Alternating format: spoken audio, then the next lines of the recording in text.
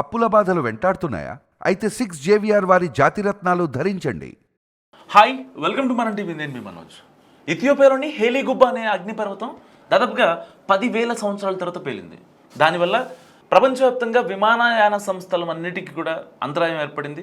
So అంతటి పెద్ద పొగ, సో ఇంత విస్ఫోటనం కాగానే ఒక్కసారే సోమవారం రాత్రి 11 గంటల సమయంలో ఢిల్లీలోని NCR కార్పొరేషన్లో ఆ యొక్క బూడిదకు సంబంధించిన శకలాలు పడ్డాయి.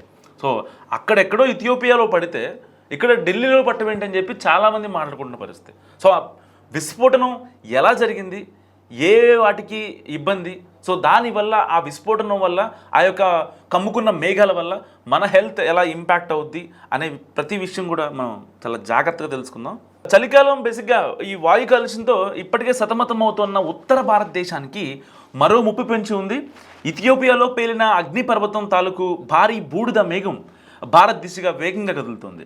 మన దేశంలోని పలు రాష్ట్రాలపై ఇది ఒక పెను ప్రభావం చూపించనుంది.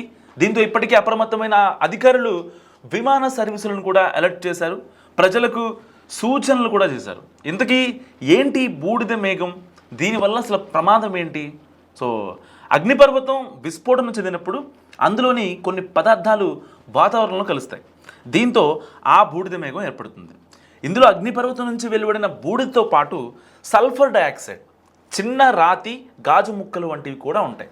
తాజాగా ఇథియోపియాలోని హేలీగుబ్బి అగ్నిపర్వతం పేలడంతో 1000 మీటర్ల ఎత్తులో బూడిద మేఘం ఏర్పడింది. హేలీగుబ్బా అగ్నిపర్వతం విస్ఫోటనంతో ఏర్పడిన ఈ బూడిద మేఘం 15,000 నుంచి 25,000 అడుగులు ఎత్తులోకి చేరింది. అంటే ఈ సర్ఫేస్ నుంచి, ఎర్త్ సర్ఫేస్ నుంచి 15,000 ఫీట్స్ నుంచి 25,000 ఫీట్స్ వరకు ఈ యొక్క ఆ బూడిద మేఘం చేరిందనమాట. సో ఒక్కోసారి 45,000 అడుగుల పై కూడా చేరొచ్చని నిపుణులు అంచనా వేస్తున్నారు. సో ప్రస్తుతం ఇది ఎర్ర సముద్రం మీదుగా అరేబియా పెన్సువిలాకు చేరుకొని అక్కడి నుంచి భారత ఉపఖండం దిశగా పయనిస్తుంది.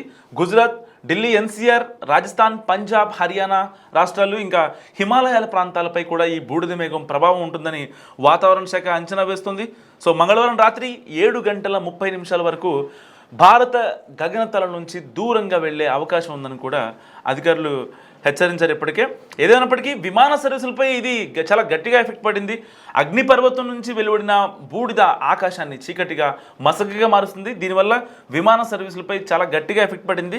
ఇంకా ఎప్పుడైతే ఈ వాల్కనో బయటికి రిలీజ్ అయిందో అప్పుడు ఇంకా మరీ అసలు జీరో విజిబిలిటీ అనమాట విమానాలకు కూడా. చాలా విమానాలు అబుదాబి వెళ్లాల్సినవి, ఇంకా కొన్ని రూట్స్ సంబంధించిన ఇంటర్నేషనల్ ఎయిర్పోర్ట్స్, ఇంటర్నేషనల్ ఫ్లైట్స్ మొత్తాన్ని కూడా రూట్ చేంజ్ చేసిన పరిస్థితి, కొన్ని అయితే తాత్కాలికంగా రద్దు కూడా చేశారు. అండ్ బూడిద మేఘాలతో విమానాలకు జీరో విజిబిలిటీ ఏర్పడింది.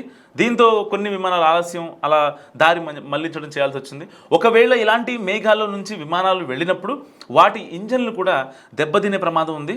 సో ఇది హైలీ ఇన్ఫ్లుయెన్సిబుల్. అండ్ 1980లో ఇలాంటి 2 సందర్భాలు ఎదురయ్యాయి. ఇండోనేషియాలోని అగ్నిపర్వతం విస్ఫోటనంతో ఏర్పడిన బూడిద మేఘంతో కమర్షియల్ విమానాలకు సమస్య ఎదురైంది.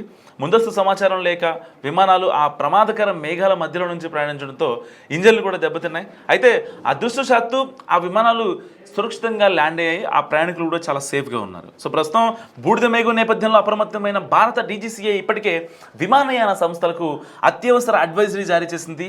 బూడిద మేఘాల దిశగా వెళ్ళడం మానుకోవాలి, విమాన ప్రయాణాలు లెవెల్స్ను తప్పనిసరిగా పాటించాలని పేర్కొంది.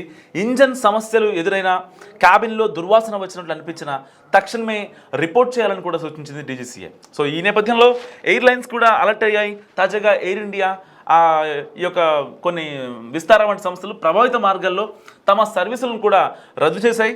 వీటిల్లో ఢిల్లీ, ముంబై, ఇంకా బాంబే, చెన్నై పలు సర్వీసులు కూడా ఉన్నాయి. మరికొన్ని విమానాలు అయితే ఆలస్యంగా నడుస్తున్నాయి. ఎవరైతే ప్రయాణికులు ఉంటారో వాళ్ళందరూ వాళ్ళ బోర్డింగ్ పాస్ని సంబంధిత అధికారిక వెబ్సైట్లోకి వెళ్ళి చూసుకోవాలని మనవి. అండ్ ఈ బూడిద గాలిలో కలిసినప్పుడు శ్వాసకోశ సమస్యలు కూడా ఎదురవుతాయి. అండ్ కళ్ళలో దురద, చర్మ సమస్యలు కూడా తలెత్తాయి. ఆస్తమా వంటి అనారోగ్యం ఉన్న వారికి అయితే దీనివల్ల మరింత ఇబ్బంది అవుతుంది. సో ఈ బూడిద మేఘం ఏర్పడినప్పుడు తలుపులు కిటికీలు మూసి ఉంచుకోవాలి అధికారులు చెప్తున్న పరిస్థితి. సో అత్యవసరం అయితేనే బయటకు రావాలని, అలా వచ్చినప్పుడు తప్పనిసరిగా ముఖానికి మాస్కులు ధరించాలని కూడా అధికారులు చెప్తున్నారు. ఏదైనప్పటికీ శరీరానికి ప్రమాదకర గాలి తగలకుండా చూసుకోవాలి.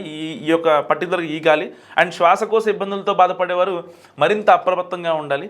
వీలైతే మందులు కూడా వెంట తీసుకెళ్లాలని అధికారులు సూచించిన పరిస్థితి. సో ఏదైనప్పటికీ దాదాపుగా 10,000 సంవత్సరాల తర్వాత ఇలాంటి వాల్కనో అగ్నిపర్వతం బద్దలవడం మనం చూసాం. సో దీనివల్ల ప్రపంచం మొత్తం ఇంపాక్ట్ కనిపిస్తుంది. పర్టికులర్గా భారతదేశం అనే కాదు, సో భారతదేశంలో ఢిల్లీలో ఈ యొక్క శకలానికి సంబంధించిన ఒక విస్ఫోటనానికి సంబంధించిన శకలం అనేది ఢిల్లీలో పడింది. సో దాని తర్వాత ఏదైతే మన అధికారులు ఉంటారో వీళ్ళంతా కూడా అలర్ట్ అయిన పరిస్థితి. ఏదైనప్పటికీ ఆ విస్ఫోటనానికి సంబంధించిన ఆ యొక్క బూడిద శకలాలు అన్నీ కూడా భారతదేశం వైపు చాలా ఫాస్ట్గా మూవ్ అవుతున్న పరిస్థితి. సో ఏదైనప్పటికీ బయటికి వెళ్ళినప్పుడు మాస్క్ పెట్టుకోండి.